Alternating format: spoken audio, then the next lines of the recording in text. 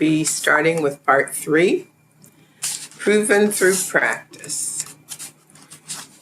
This will be chapter 7, Family Violence in the U.S., Society, a case study of the suboptimal system. From an optimal psychological perspective, this chapter examines families with reference to family violence and the conditions in society that foster it. Through a correlational approach, our psychohistorical analysis of mainstream socialization will trace the structures of Black and white families from enslavement to the present day. While it would be useful to examine manifestations of the suboptimal and optimal conceptual systems of families in general, we shall take a careful look at the role and effects of socialization by a dominant culture on Black families in particular. The implications for violence in contemporary society will be examined, and solutions to the problem of family violence will be suggested with emphasis on the need for a societal approach to the diagnosis and treatment of dysfunctional families. As has been stressed, the Black family was brought to this country in an atmosphere of violence, a form new to mankind. The bondage practiced by Euro-Americans who enslaved Africans was more physically and psychologically violent and brutal than most of us are able to comprehend. Beyond gruesome details too numerous to recount, suffice it to say that the Europeans treated the Africans in every manner and connotation imaginable, like animals. This dehumanizing system reigned supreme for more than 300 years in our society, and the African experience as of bondage far longer than it has been an experience of emancipation or quasi-emancipation. From a holistic perspective, the ramifications are quite extreme. Concerted efforts were made to prevent the cohesive development of the Black family and to inspire inferiority among its members.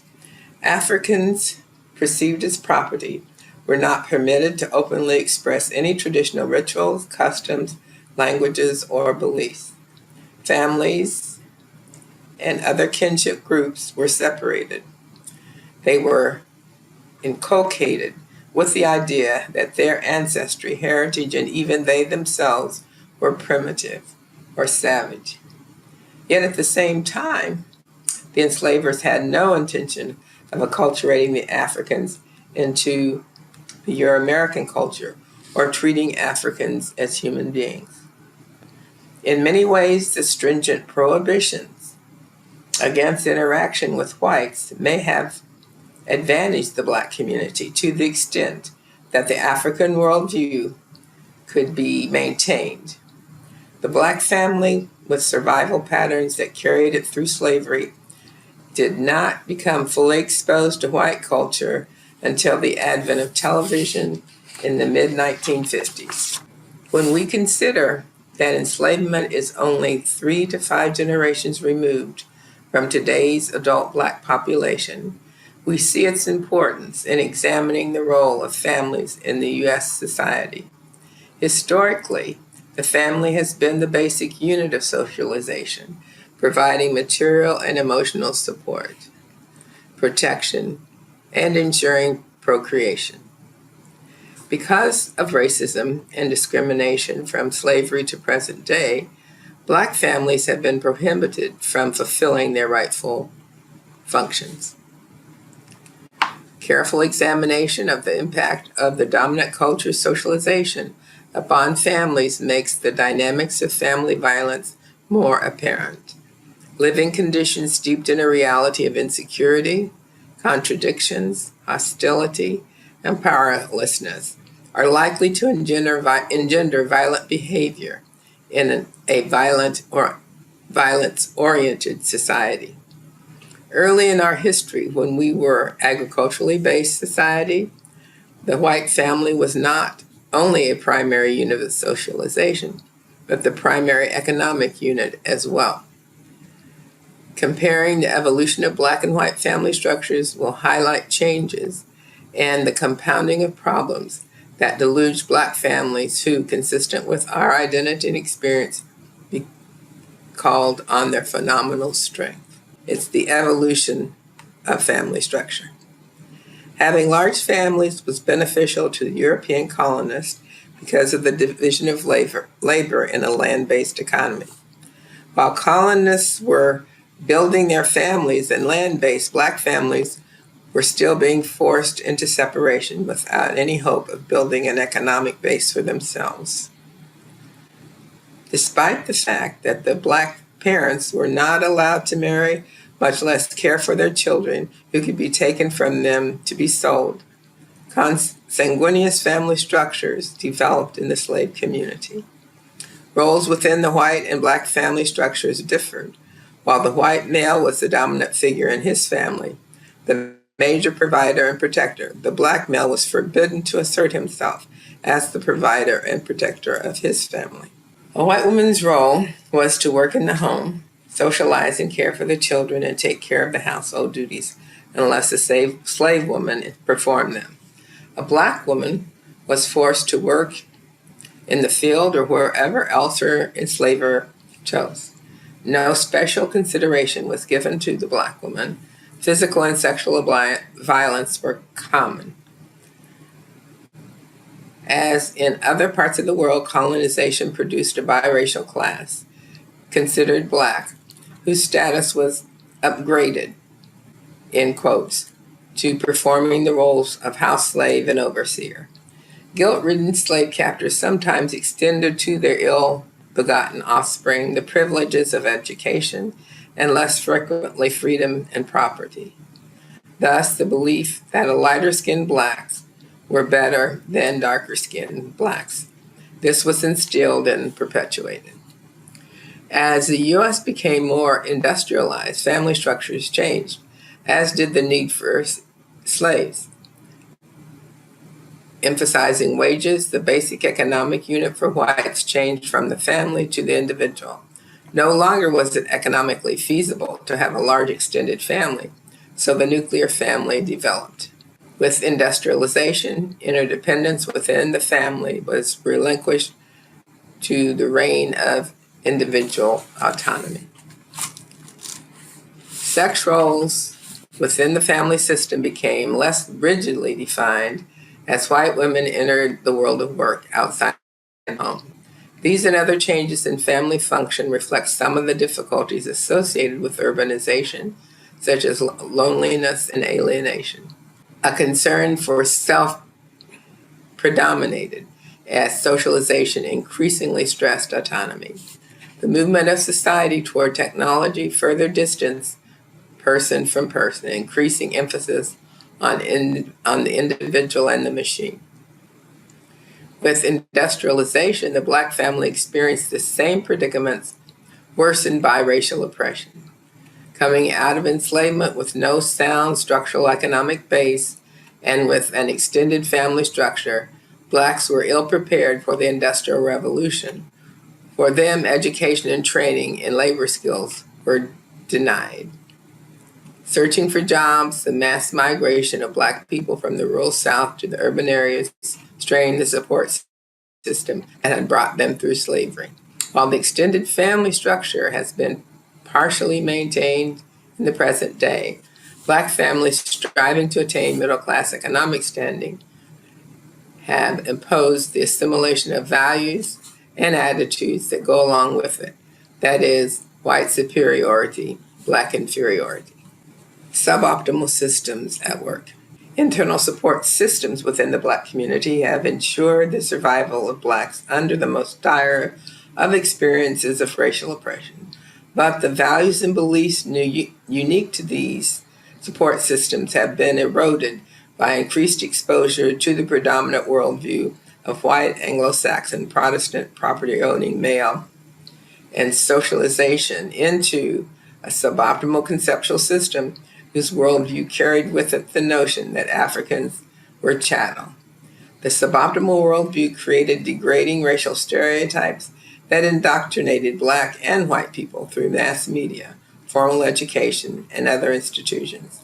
Many African Americans were caught in self-hatred and self-alienation, desiring to become as much like whites, from the appearance to the affect to the lifestyle and custom as possible. In addition to the negative impact of intended racist constructions, other values and attitudes of the WASP society have been equally detrimental to the Black community. The primary values in U.S. society, materialism, individualism, and competition, have generated an orientation antithetical to the liberation of oppressed people. Through discriminatory policies and practices, material accumulation has been withheld from Blacks. If Black people buy into materialism as a value, they were bound to encounter more than just the routine frustrations of white society. Moreover, the goal proves itself unworthy if its attainment is tied to externalization of self-worth, a phenomenon that is characteristic of mainstream culture. A true sense of self-esteem can never be achieved through external criteria. An internal knowing is required. We need only to look at the people in the mainstream society who are, quotes, making it, to see that the price of making it frequently includes family disintegration, alcoholism, drug abuse, family violence, and mental and other health disorders. It is not a coincidence that in the U.S., depression is a major mental health problem. The social problems of alcoholism and substance abuse are intimately related to socialization into a suboptimal worldview. The socialization of the dominant culture that teaches us to externalize self-worth has us looking outside ourselves for something to ingest in order to make ourselves feel better. If you have a headache or a muscle ache, take a pain reliever. Upset stomach, try an antacid. Coffee and tea, caffeine are reinforced to the extent we have built time for them into our schedules. They help us change moods and manage our emotions. Society itself has become the cheap codependent and enabler.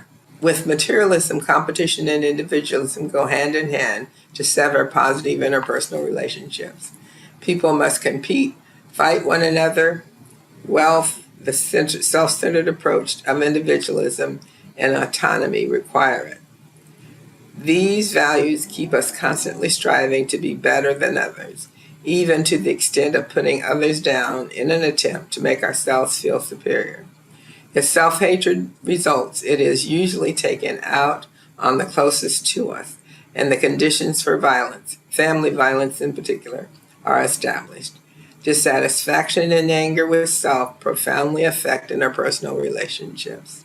Sharing and caring become liabilities.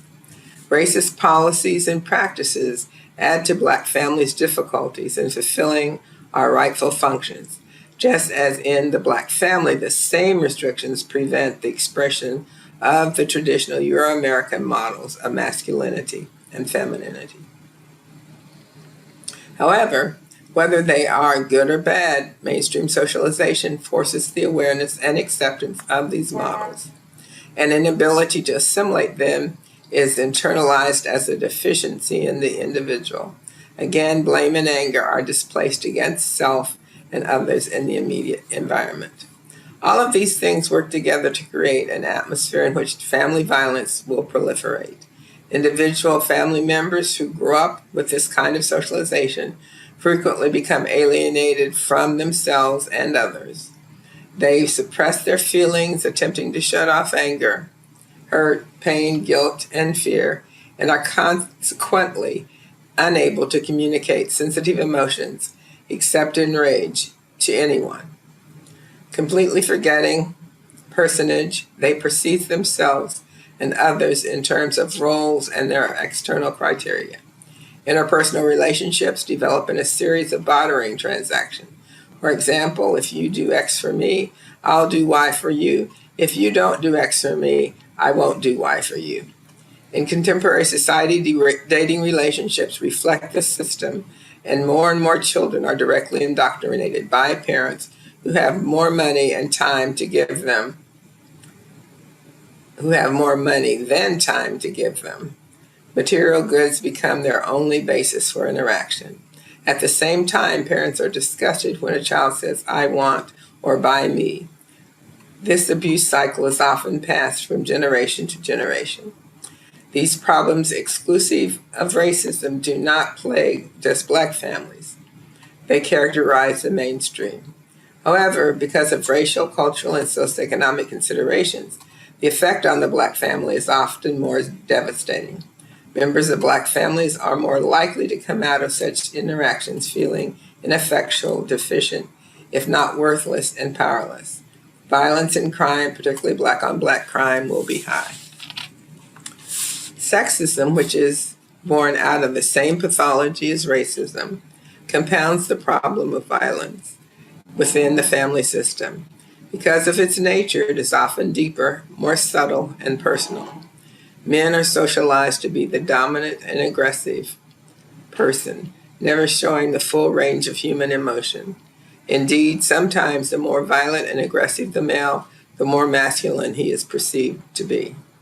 Women are believed to be less important and powerful than men and objects for service and pleasure. The implications of this pattern for wife abuse are almost consequential. For men who have adopted the suboptimal worldview, the likelihood of either perpetrating or tolerating domestic violence is more common than not. Statistically, 3 out of 5 married women across social classes are victims of physical violence during their marriage. The anger, rage, and frustration by the ego that has been emasculated by society is vented by striking out at the closest target. Many women tolerate violence because they have internalized sexist inferiority and or believe they have to have a man as a badge of worthiness. They submit to violence for fear of losing him, because losing him would be a mark of inadequacy. People who are not victims of such violence may have also internalized suboptimal thinking, see their economic or physical survival in the hands of the male partners, and see themselves as dependent. In the typical segmented fashion, the material is given priority and an alternative mode of survival is never comprehended. Solutions. All of the issues we have raised as contributing to family violence evidence the suboptimal conceptual system.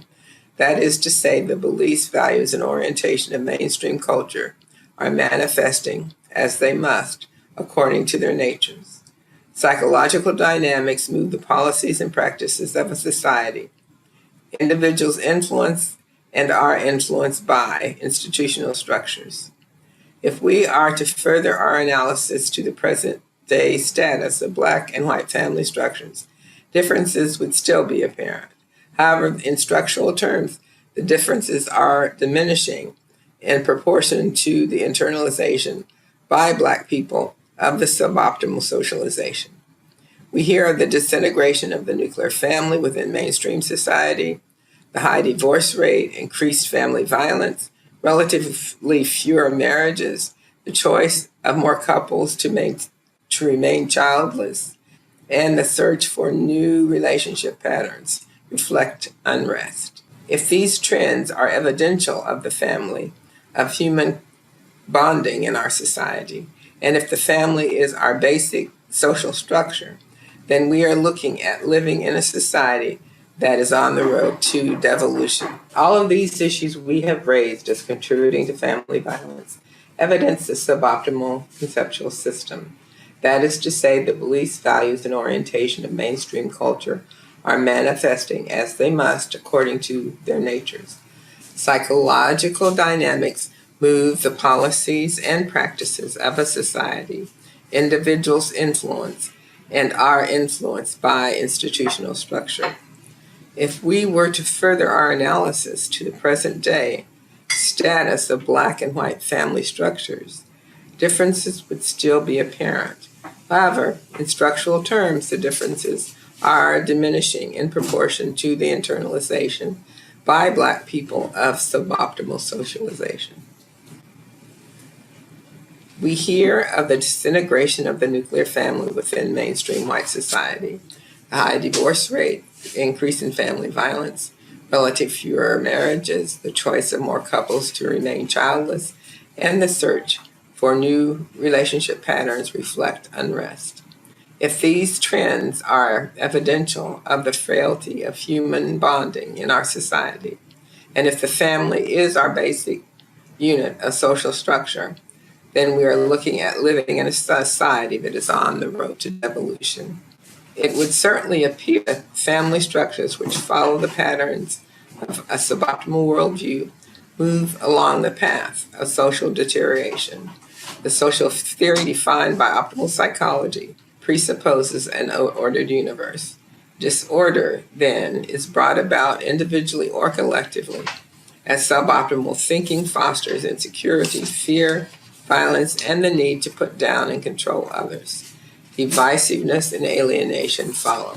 Many social scientists predisposed to blame the victim have attempted from their own suboptimal view to examine the Black family. This has led to much confusion about the nature of the Black family, ranging from the myth of the Black matriarchy to disadvantaged culture models. Such erroneous and detrimental analyses serve to divide and control the Black family, pitting the Black male against the Black female, never identifying the source of the pathogen.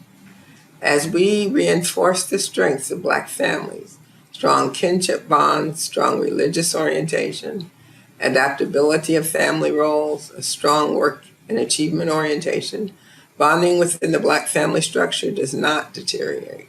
According to Mbiti, speaking on family life in pre-colonial Africa, a deep sense of kinship with all that it implies has been one of the strongest forces in traditional African life. Matthews echoes this sentiment when he notes that one of the basic values that early Blacks brought with them was a second nature sense of self as family and self as community. Gutman argues persuasively that during slavery, Black people held fast to the notion of belonging together even when they were separated, struggling to reunite families at the first possible chance. Studying the strengths that inspired the Black family to survive under such oppressive circumstances may be instructive in mapping structural directions for all families. I see our strength based on an optimal conceptual system manifesting as the cultural values and orientations Black people brought with them from Africa. Wilson has noted that Black people have always valued the idea of raising or bringing up children as vital collective concept and aspiration. Edit. Wilson has noted that Black people have always valued the idea of raising or bringing up children as a vital collective concept and aspiration. The collective effort of raising children evidences Black kinship bonds. One of the chief functions of the extended family is the important task of child growth and development. As Black families move to the nuclear structure of dominant culture's socialization, kinship bonds are weakened. As a result, not only are children having children, but under the conditions of semi-isolation, children are raising children. Once again, domestic violence and a cycle of brutality and impoverishment are set in motion. Child rearing is a mammoth task for two parents, much less one. From the optimal perspective, when we are isolated and alienated from our children, and all children are our children, only a collective effort will bring us to the realization of oneness.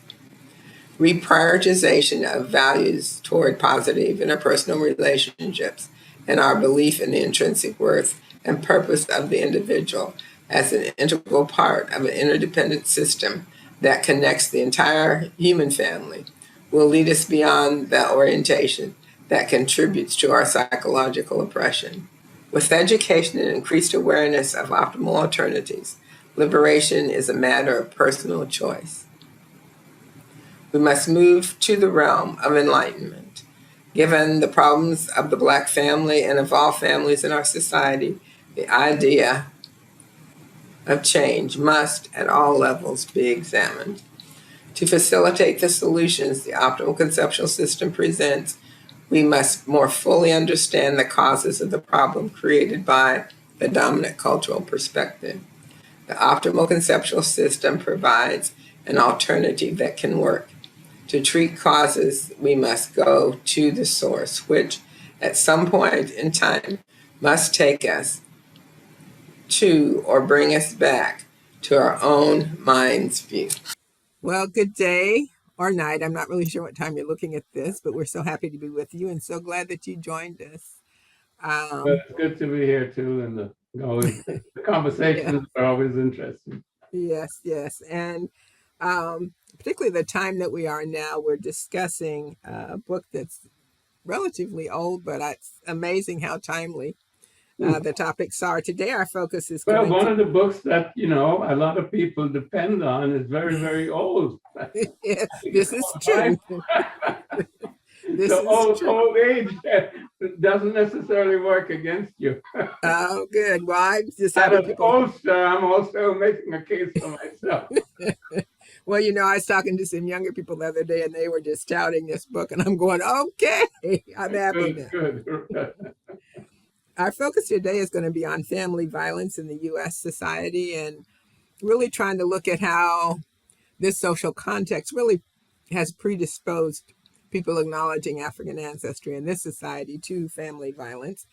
In fact, it's amazing at some level that we can come out of, 200 years, 300, 250 years of chattel enslavement without any human rights whatsoever and have any kind of relationship that is not violent. If indeed we followed the Western psychological model and mindset, we wouldn't be able to do that. But thank God for our ancestors and the power they gave us by instilling in us that epigenetic memory of transcendence. And so, for that reason, our discussion today will focus on how we, as people of African ancestry in this social context, can escape family violence and and the ways in which we're predisposed to it. And I guess one of the things that comes to mind immediately for me, Dr. Garvey, is the whole notion of family systems in this social context. We have marriage, monogamous marriage, based on romance, usually, in contrast to other cultures where the selection for becoming a member of the family has to do with what the parents understand and other families and community that they think would be a good connection for the future of the family collective. And we don't have the opportunity or exposure for that kind of thing. Um, what are your thoughts? Well, I think you sort of hit it on the head, really, to start with, that there's more than one way to. I don't remember exactly what the analogy is. It's to skin a cat or to skin a cow, or whatever it is. But there's more than one way of looking at any particular situation. And what has happened across the board is that European culture and European mores and way of looking at things have become dominant, as if to say whiteness is normative, meaning that whatever white people do is the norm for human beings. No, that's not normative at all, because Quite the opposite. human beings are melanated. So and most human beings have originated before, quotes, white people originated, meaning Europeans, in terms of what the archaeologists have been able to show us in terms of human origins. So there should not be a priori a concept of whiteness as normative. Now, if we look back at our systems, for example, the basic family structure is father, mother, and child. And that goes back to our oldest story that was told around the campfires, shall we say, before there were villages and before there were cities and before there were towns and before there were universities. And that is Ausar, Auset, and Heru. Those are our eponymous parents, the first human beings. Other cultures talk about Adam and Eve, but we talk about Osar, Oset, and Heru. So it's a father, it's a mother, and it's a child. And whereas a European system very much talks about Father, Son, and Holy Ghost, if you look at it from the religious perspective, or from the secular perspective, is very much male dominated. And the female doesn't have an equal role to play within society. So there are two different cultural approaches and sources. And what has happened now is that the European one has come into dominance over time, and it has spread around the world. And it is stated that every other perspective is, quote, abnormal, because whiteness now is normative, and what based Europeans, however you want to call it, European, white, or whatever, that perspective then is the norm. Now, when we look at it, and we've done a little bit of that in the previous session, that the norm is not normal. In terms of the systems that have been created, how can you consider something normal when the only way you solve a dispute is to go to war and kill the other person who disagrees with you? And I'm just using that because, Ukraine and Russia are upon us. And we know that because of the encirclement of Russia by NATO, which is propagated particularly by the West and particularly by the United States of America, because it wants to rule the world and dominate everybody else from its perspective, and it does not want any other system to survive and even compete in any kind of way. And really, systems should be open so that one can discuss one system versus another, if you will, and choose what the majority of people choose is the best system. And that is so-called democracy. But we have a so-called democracy that is really an autocracy and forces its concepts on other people. Now, having said that, we've been trapped. And not only have we been trapped within that system, but we have been disaggregated from our own system. As you know, the 500 years of both the 250 of slavery and the apartheid systems that have succeeded it in terms of our oppression, that all was predicated on our separation from our roots, our traditions, our culture, and our separation in terms of our families. We were taken away from our families, and even when we tried to re-aggregate as families, let's say post-Reconstruction or Reconstruction, our communities were destroyed and our families were destroyed. So, so in the process, we've been trying to come back together as families. That was one of the big things about Reconstruction. The ex-enslaved people who were free would travel miles to try to find relatives, a brother, a sister, a wife, or whatever, who had been separated and sold to some other vicious, vile creature. They were trying to find that person to reconstruct the family. So we've been trapped in that system and been subjugated to the oppression that would want to keep us separated. Because if we have a strong family unit, we can have a strong community. And if we have a strong community, then we can resist oppression and we can be ourselves as human beings. And we can give a lie to the propaganda of the system that says that we were inhuman in the first place, and that's why we were enslaved and we've never contributed anything and that is simply vile propaganda. So it's a continuation of that system, and we are trapped in that. And we have to now have the perspicacity, if you will, to liberate ourselves from the system, liberate our minds from mental slavery, as we've said, over and over, and liberate our minds from the propaganda that defines us as people who are violent and people who commit violence against each other in the home as well as in the community, and therefore we end up in jail in a country that incarcerates more people than any other country in the world.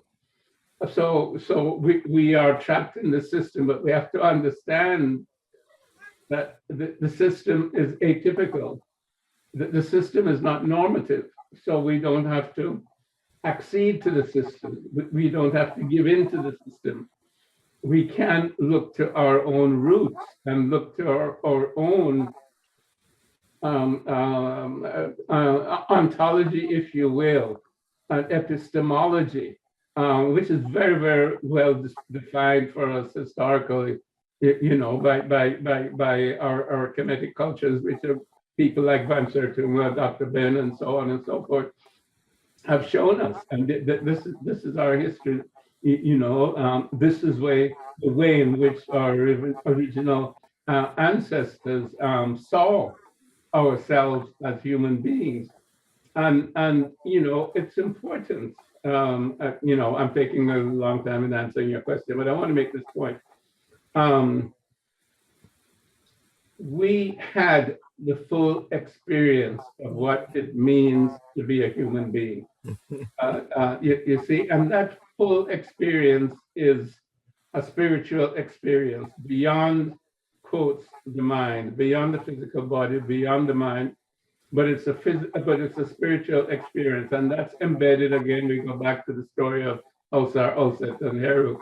Heru is the one that makes the journey and has then that spiritual experience of Osar, which is his, shall we say, God-given presence, and that's what ties him to God. That's what ties him to the universe and to everything else. That's what we come out of, that experience. Contrast that to the other experience, which really is about words and letters and intellect, that deals with sensory experience, meaning experience of the body and the mind, and uses the mind then to characterize these experiences and deals with these experiences, compares, contrasts, names, identifies, judges, etc. That's all superficial, does not give you a full experience of the human being, but gives you an experience of the human animal in terms of sensory input of information from the environment, and then a mental understanding of how you see it. And that has come down through scientific materialism, not understanding or willing to accept anything that is non-physical. Because as I said, the full experience of our humanity is a spiritual experience, which is not physical. So that was always part of our culture and our tradition, whereas the other tradition is a purely physical, mental tradition and experience. And therefore, it is not fully human and has never really been able to promote a proper humanism. Absolutely true. Which can then manifest in the family and the family structure and in the community and in the systems of society. Absolutely true. In fact, that suboptimal view that you described, historically a part of Western tradition, is dysfunctional. Yet we've been brainwashed to believe not only is it normative, somehow we think it's functional. When we look around, though, at what has been delivered to us as the motto, we see relative to family as a basic unit of socialization, nothing but dysfunctionality. I think is that 1 out of 2 marriages end in divorce. obviously something's not working well. In addition, we see 1 out of 3 women in a long-term relationship will be physically abused.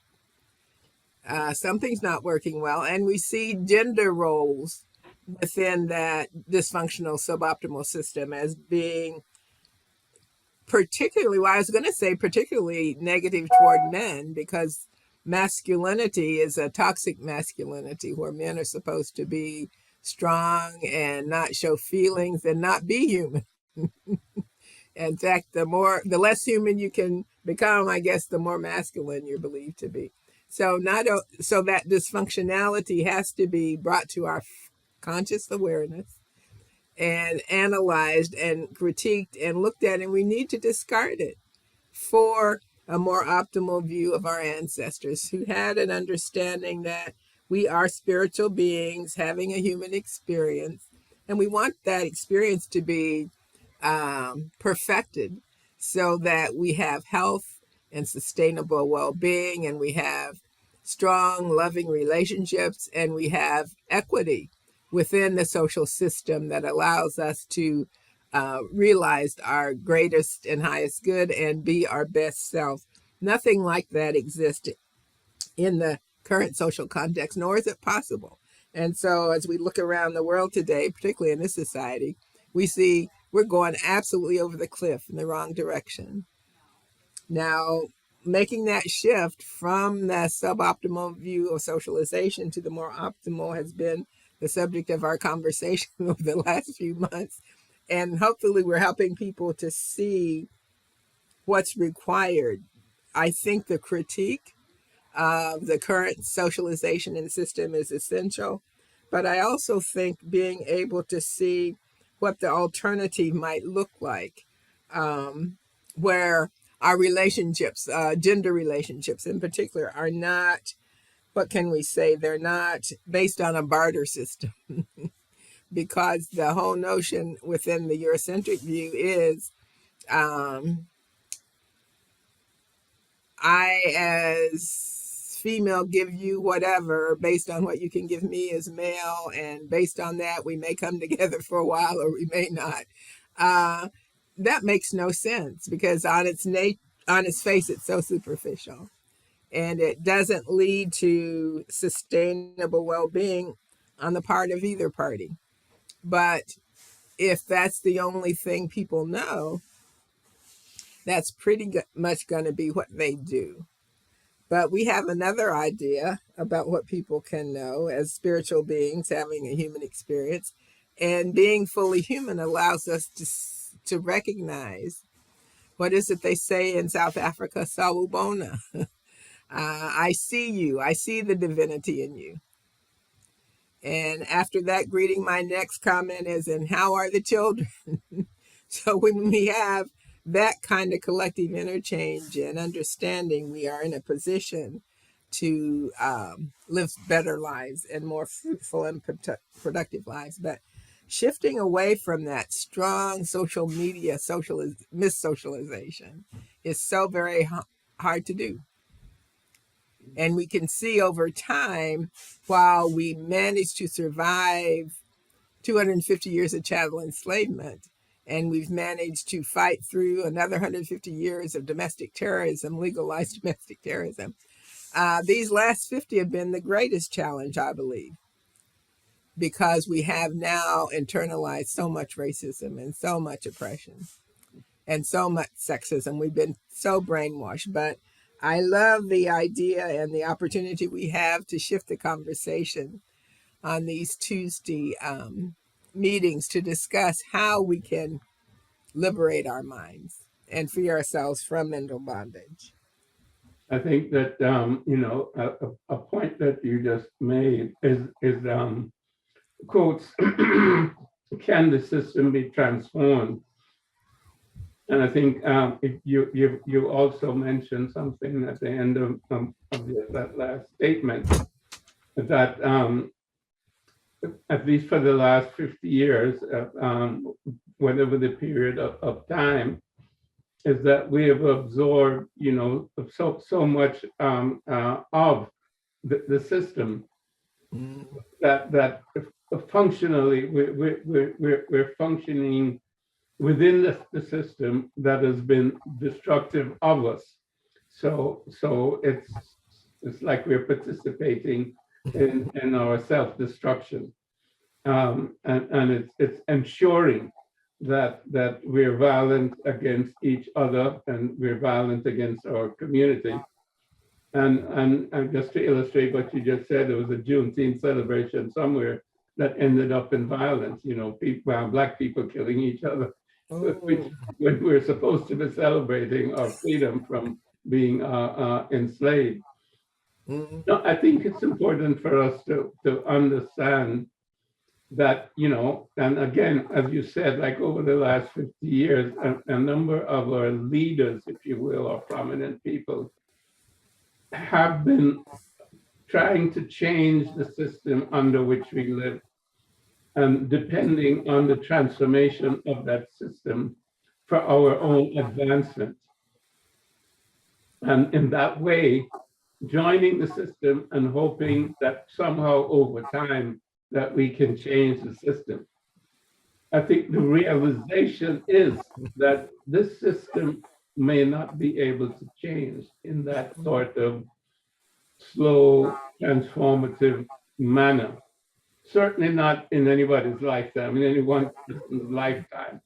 And I think my father said that 100 years ago, and we see that it hasn't changed significantly from his time, let's say until now. So I think to base one's happiness and way of life on a system that may change over a long period of time, because it has to, but shows no evidence of changing short term or medium term, is really subjecting ourselves to abuse, and it's really a masochistic approach to put ourselves through that and our children through that.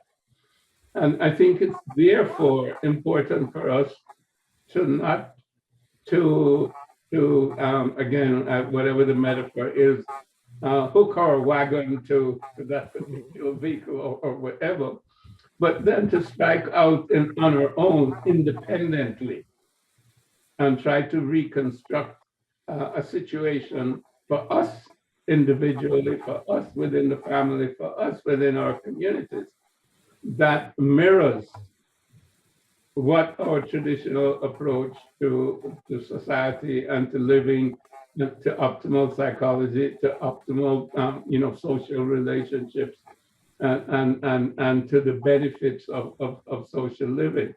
And again, we can say that it's all there, for us simply to uncover it and to walk away from the negativity of the system that we see around us. And we see how glaringly obvious the negativity is. And we see how the young people are committing suicide, and the drug addictions and so on and so forth. And there's really no direction for young people to go in except the same old thing. And this is the problem, let's say, with Biden and so on. The Democrats are not offering anything really more that's different from what the Republicans are offering us in terms of how the society is dealing with the problems that have faced America from its inception, and certainly through the Reconstruction period in terms of 1865 and so on and so forth. Those problems have not been faced, and they've just been sugar-coated over. And we faced the same problems, basically a misogynistic a method of government and social relationships, with one group of people to dominate another group of people, whether it's through whiteness, or whether it's through money, or whether it's through power. I mean, we know that 5% of the world's population owns 90% of the world's wealth. That's how the system functions. And we know who has all the ICBMs and so on and so forth. It's one or two nations who have all of this power, whether it's army power, navy power, nuclear power, or whatever it is. to then dominate and control the world. Now, that's not a way of life that brings, happiness and prosperity to all people or as many people as possible. So we have to individually say now, okay, that's not what we want to belong to. That's not how we want to live now in this present moment. Not 100 years from now, in terms of our grandchildren or our great grandchildren, maybe the system will change. No, how do we want to live now?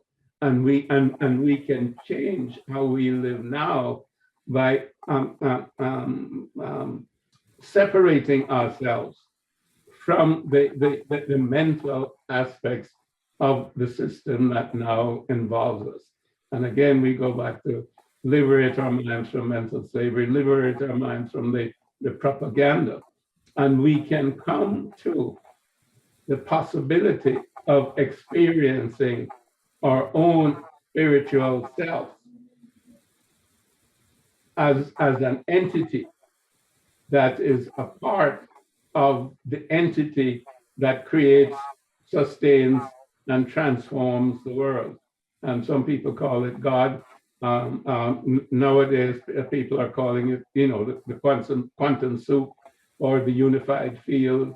Whatever you want to call it, it's possible for us as human beings to have that experience. And we can call it a spiritual experience. We can call it a mystical experience, but it really is a natural experience because that's who and what we are naturally. You see what I mean? And this has been the misunderstanding by so many other groups who have learned from us or come to Africa, or when we have gone to them over time, they have transformed the understanding of our message. And these things have become now extraordinary or mystical or unbelievable or really miracles, etc. This can't happen. No, these are all natural things because again, the spiritual essence is part of us and it's part of nature. The matter per se is less than 1% of nature. Now, wow, how can you base a philosophy and a way of life on materialism that is only 1% of nature? You got to be crazy. And of course, the systems that you create are crazy systems. And you know that more than anybody else. So we are at that moment where we have to separate our minds from that whole miseducation and propaganda and misunderstanding of who we are as human beings and how we should behave as human beings, and get to that proper understanding of our humanity that is beyond mind and beyond intellect, but can be experienced normally as a human being. It's part of our experience as human beings. The full experience of our humanity is not in words and letters and intellect, which is what the Western people have done, and certainly from the time of the Greeks when their philosophy is speculative philosophy. So you can't have a wisdom that's speculative. So that's ridiculous. Philosophy is supposed to be the love of wisdom. Wisdom can only come from personal experience. I mean, if I'm telling you about an apple and I've never eaten an apple, then it's useless words. I'm telling you that it's red and maybe that it's sweet, but I've never experienced it. So I could be telling you lies. It could be sour, but you have to have bitten into the apple and know what the apple is, then you can describe it.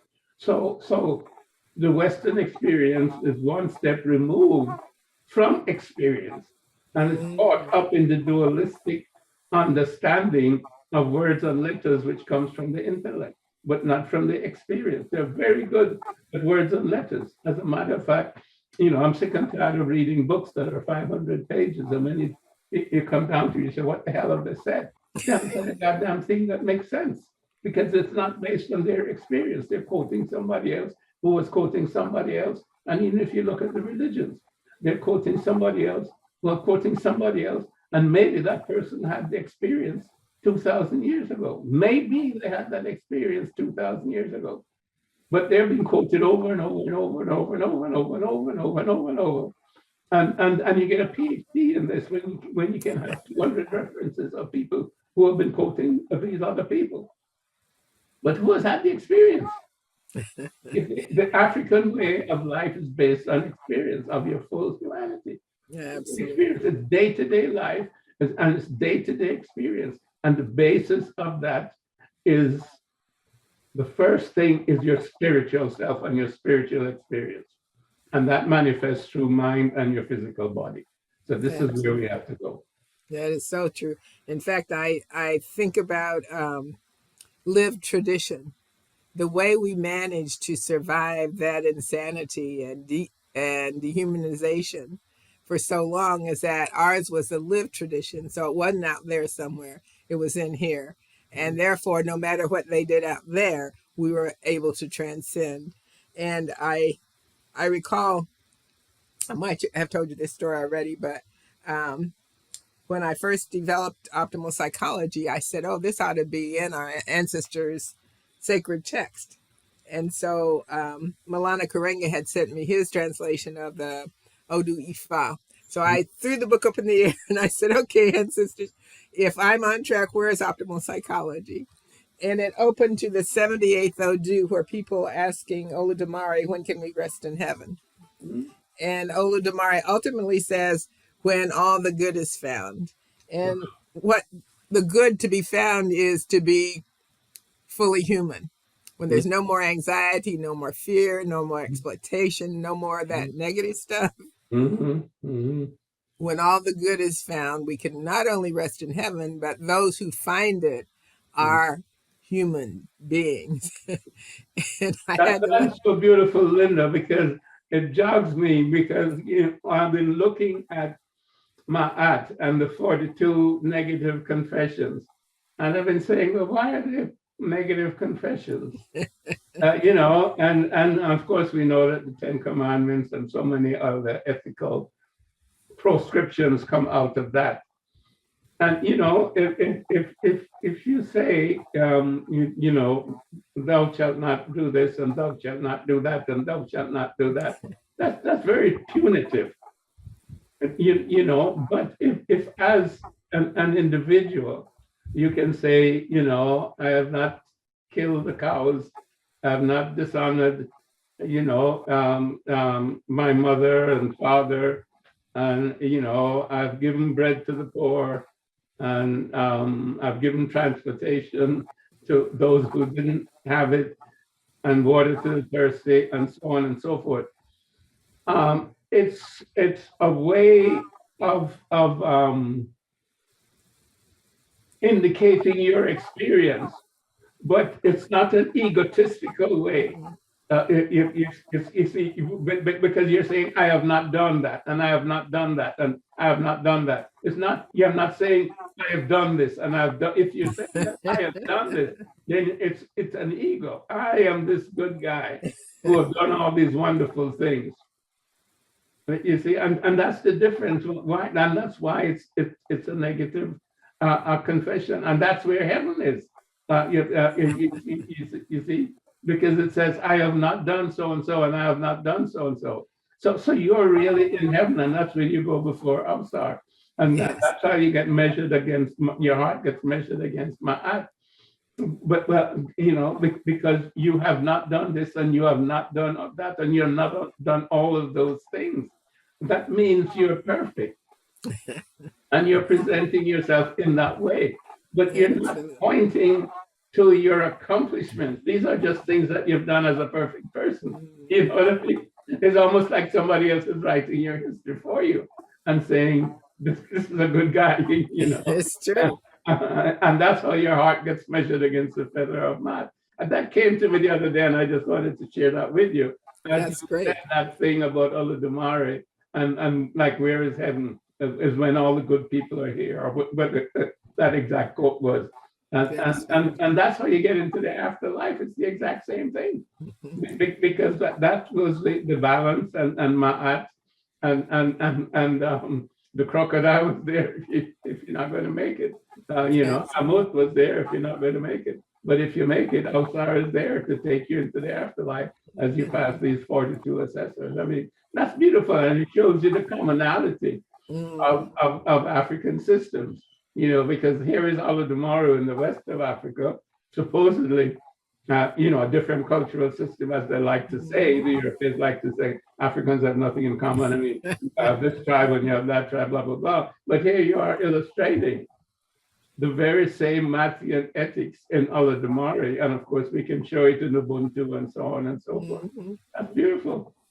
Yes, it's the 42 Declarations of Innocence. That's what we want to be about. And it's almost impossible to be about that and be successful in this social context, because that's not the way this social context works. Although they paint the image of being a meritocracy and a democracy, none of those have ever happened and won't. And something you were saying earlier, Dr. Garvey, you talked about how it's not lived, it's out there, and they're separating us from reality, so to speak. And it's getting worse. Oh my God, this stuff with AI and virtual reality, people don't recognize how that social media, I'll call it that, how that has already brought us to the brink of destruction. But why would you rely on people who are bringing humanity to the brink of destruction to now totally influence your consciousness by putting on glasses that they program? And it's scary, actually, when you think about people falling for that kind of socialization. It really is scary, because you put that together with robotics and you realize then that what they are creating is artificial beings, so to speak, that can do the work. They don't need you as a human being, because they're devaluing the human experience. They're saying the human experience is no more or no different from a robotic artificial intelligence experience.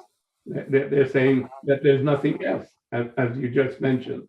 There's no deeper experience to life or to reality than what can be recapitulated by the senses and memory and this artificial intelligence, or a human intelligence which can sustain artificial intelligence, or which can program artificial intelligence. That's all it's needed for.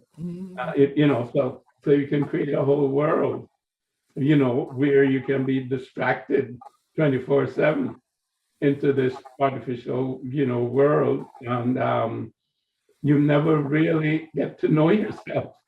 All you know is this nonsense that's being put there by somebody else who is therefore manipulating your consciousness, 24/7, and that is frightening, because these people have the power to do it. They have the finances. They're the ones that shape the course of events.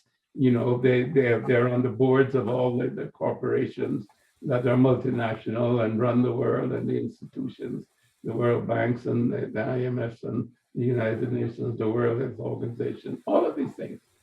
And they're going to be programmed by this type of nonsense. It is, and that's why it's so urgent.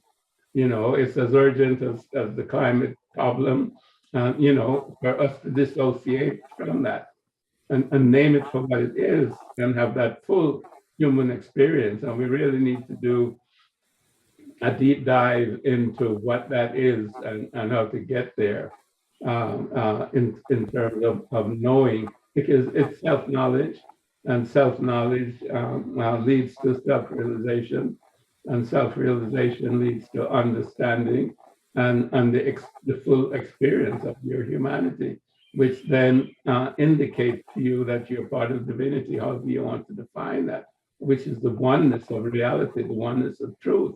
And this allows you then to live in commonality with others, in commonality with nature, without exploiting anyone or anything, because you have that fullness of who you are. It's like, again, the quotation fails me, but look at the lilies of the field.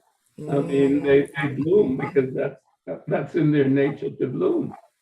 It's in the nature of human beings to be joyful and peaceful and loving and compassionate and really only deal with their needs and not their wants, and to create societies that are supportive of that in terms of our common humanity, and that's what heaven is. Heaven is not Yes. somewhere else or up there, out there, or in the future. No, heaven is that It's at beautiful hand. thing that we're talking about, which is the Matthean ethics and living according to that, and all that we just described in terms of the weighing of the heart and the negative confessions, in a sense, because we were born innocent, you see. And this again is something that is different in terms of Western understanding. Western understanding believes that somehow we're born in sin, and that's wild, because these are theologians that will tell you that, but yet still we're created by God. Now, how would God create a creature that's born in sin? I mean, that's horrible to conceptualize, but that's part of that thinking, which, as you see how it conflicts and therefore is confused and leads to confusion because it begins in ignorance. Yeah. So, if you look at nature, we Africans are totally naturalistic. I mean, if you have an oak seed, you're going to get an oak tree. All you have to do is plant it in the soil, water it, and it will get its nutrition and so on, and expose it as it grows to the sunlight. You get an oak tree. Now, why would you believe that human beings are any different than that? Well, one of A baby comes into life with everything that is needed for a human being to live happily within society with other human beings, just as the lilies in the field. the field, yes, yes. Go ahead, But I'm sorry. when I think about this notion of being born in sin, if we think of sin as seeing oneself as separate from the divine, separate from God, Yeah. then they have created a social context where people are born in sin because they're born into the belief that they're separate from the divine. That is by definition the nature of sin. But the reality is we're not born in sin. We're born in divinity, and that's our nature. Our nature is to be divine. And when we really come to embrace that and feel that and know that our worth is intrinsic, our whole reality can change and will change. But as long as we're striving after people who have never, ever, and it doesn't look like ever will come into consciousness and conscious union with eternal life, which our ancestors understood was kind of the purpose and role of being born human, will be lost. And the path we're on is a path to destruction. Yeah. But we can get off that path and go on the path of our ancestors, which is the path of eternal life and sustainable well-being.